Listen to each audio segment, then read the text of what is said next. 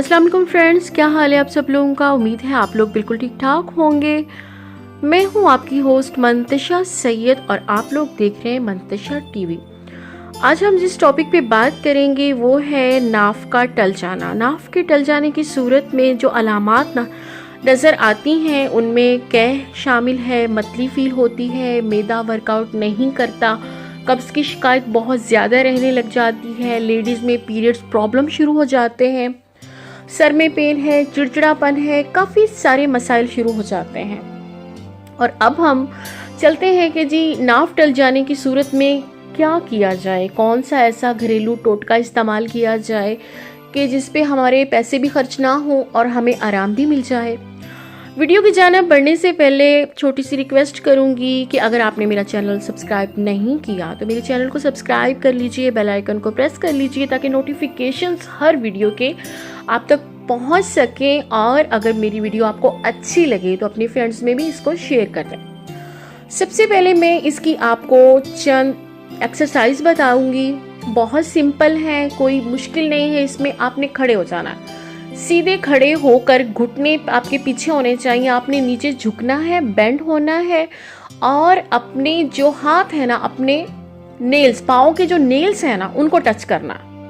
पाँव के जो अंगूठे हैं ना, मतलब अंगूठे नेल्स, उनको आपने टच करना है। सीधे खड़े होना है लेकिन आपके घुटने बाहर नहीं आने चाहिए। बिल्कुल स्ट्रेट खड़े होके एक ये अमल करना है। दिन में 2 से 3 मरतबा करना है आपने। डेली आपने 2 से 3 मरतबा ये अमल करना है। और जो दूसरी एक्सरसाइज है वो ये है कि आपने ज़मीन पे, फर्श पे कोई चीज़ बिछा लें और आपने उस पर उल्टे लेट जाना।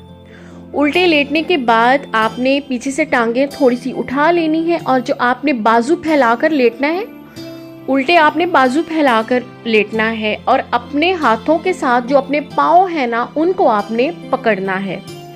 कम से कम आपने काउंटिंग करनी है 50 तक। पाँव को पकड़ के आपने उल्टे लेट के पाँव को पकड़ के आपने 50 तक काउंटिंग करनी है। ये तो हो गई जनाब एक्सरसाइज। अब हम चलते हैं एक और छोटा सा इसका टोटका समझ लें कि आपने लेट जाना है। लेटने के बाद जो नाफ का एरिया है ना वहाँ पे एक खाली ग्लास रख लेना है, नाफ के एरिया पे कि मिड में नाफ आए आपकी।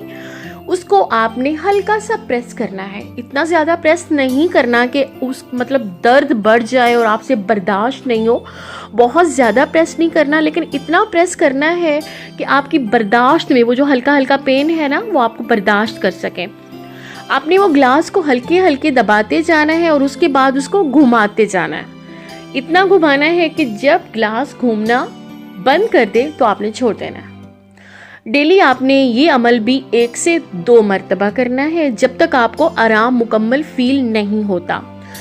और तीसरा ये आपने करना है कि जैतून का ऑयल जो है वो आपने नीम गरम कर लेना है। जैतून का ऑयल जिसको आपने डेली नाफ में लगाना है और नाफ के इर्द गिर्द के एरिए पे नीम गरम ऑयल की मालिश करनी है। ये तीनों काम करें, इंशाल्लाह हफ्ते के अंदर अंदर आपको आराम आ जाएगा और ये सारी बीमारियां, ये परेशानियां आपकी दूर हो जाएंगी जिनसे आप तंग आ चुके हैं। डॉक्टर्स को दिखा दिखा के, मेडिसिन खा खा के, इंशाल्लाह आपको मुकम्मल आराम आ जाएगा। मुझे इजाज़त दें, फिर किसी न्यू वीडियो के साथ आपकी खिदमत में हाजिर होंगे। तब तक मुझे इजाज़त दें। अल्लाह हाफिज़।